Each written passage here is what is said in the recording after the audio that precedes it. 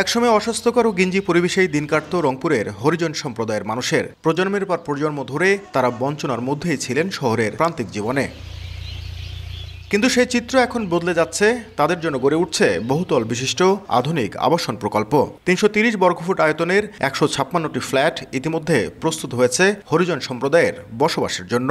একটা ড্রেনের ওইখানে কি রান্না করতাম, এইটা করতাম, ওইখানে খাইতাম, সেই জন্য আমরা এখানে অনেক ভালোবাসি। এক রুমেই আমার এক ছেলে এক মেয়ে আর আমরা স্বামী স্ত্রী থাকি। এখন যদি 2 রুমে দেয় তাহলে একটু আমার জন্য মনে করেন ভালো। এক বড় মেয়ে নিয়ে তো এক রুমে থাকা যায় না। আমাদের পরিবেশও আমাদেরও ভালোভাবে রাখবো, ভালোভাবে থাকবো, কিন্তু আমাদের যেন এখানে উঠাউঠি না লাগে। প্রকল্পের মোট ব্যয় 19,60,00,000 টাকা অর্থায়ন করছে বাংলাদেশ সরকার ও ইউএনডিপি।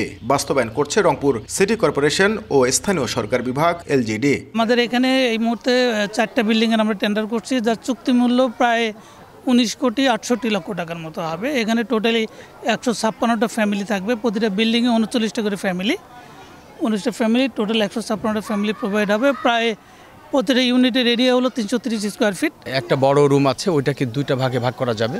আর রান্নাঘর আছে, সাথে আরেকটা রুমও আছে, ছোট্ট একটা স্টোর রুম টাইপের আছে। ব্যাপক পরিমাণ বড় বারান্দা আছে এবং ভেন্টিলেশনের ব্যবস্থা আছে।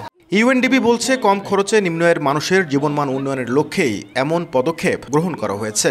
We are working with the city corporation closely to provide low cost housing facilities for some of the poorest communities in this area. So at the moment we are working with the local government division as well, the city corporation, to put up these 4 housing complexes. Each one has 59 units.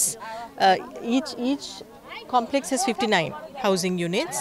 So altogether we will be providing 156 households with decent housing as per the required standards. So we are very happy. গত বছরের জুনে শুরু হওয়া এই প্রকল্পের কাজ শেষ হবে চলতি বছরের ডিসেম্বরের মধ্যেই। নাজমুল ইসলাম নিশাত, সময় সংবাদ, রংপুর।